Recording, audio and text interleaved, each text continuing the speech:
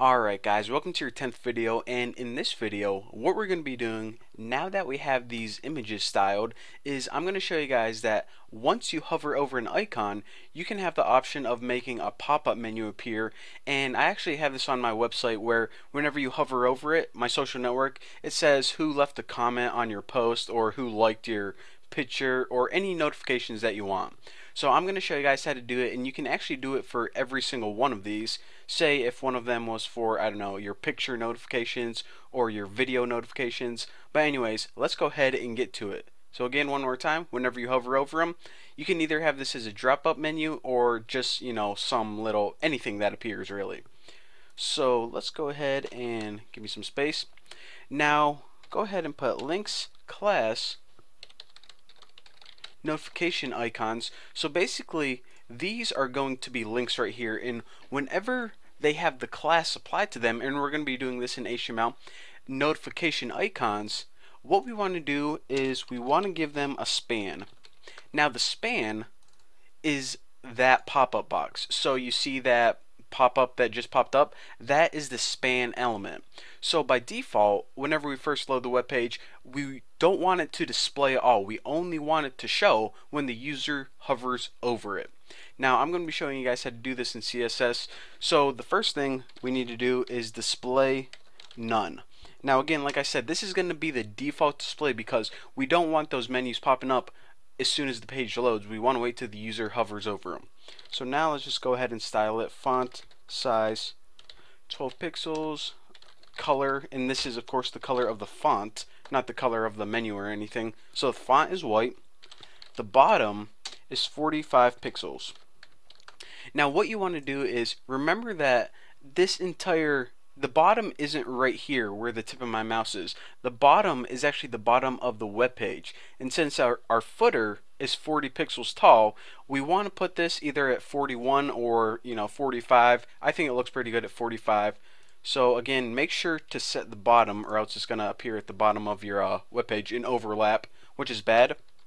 Now the width of this is 150 pixels. Looks pretty good. Now the position is actually pretty important. Position absolute. Now you want to make sure your position is absolute because if you have just a bottom and a right, then the position would be the same.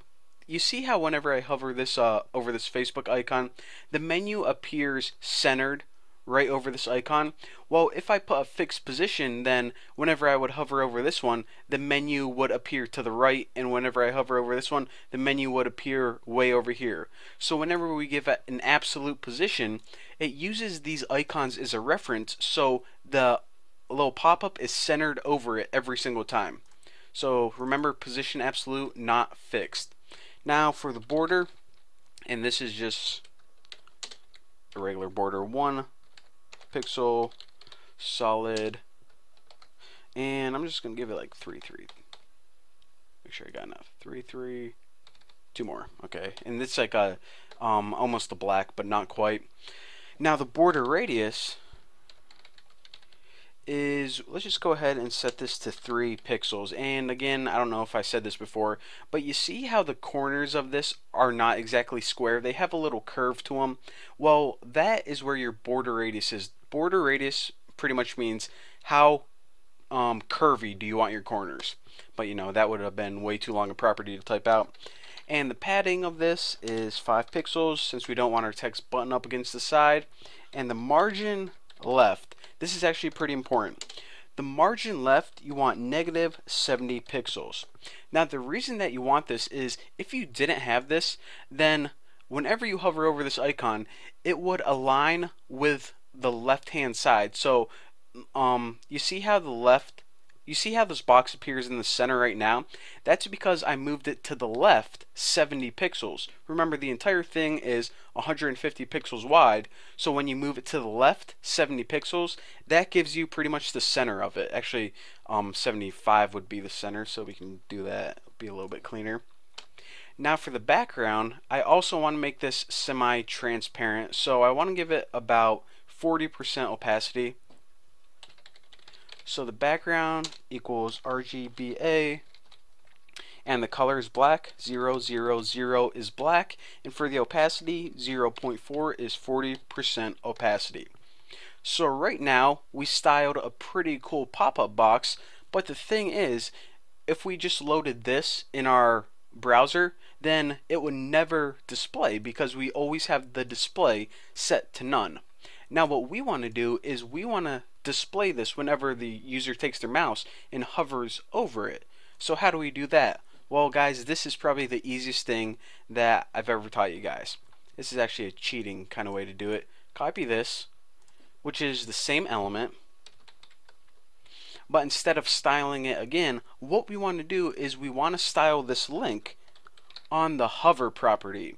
So this is the default link, and when you hover over it, what do you want to change? Well, the only thing we want to change is this display. Instead of displaying none, display it as a block. Now when you display none, that means that nothing appears on the screen. However, when you hover over it, it's going to display block, which just means a block is just a block level element, and it just means that it appears on the screen. So once we save this, and of course this is my old one, but now whenever we hover over this link, what's going to happen is it's going to go from display none to display block, which pretty much means show up on the screen. So display none, display block, boom, roasted. So that is how you get this little hover box over your links whenever they have the property notifications icon. But anyways, thank you guys. We're done with the little itty gritty main styling. So in the next tutorial, we're going to be styling pretty much all the good stuff. So thanks for watching, and I'll see you next time.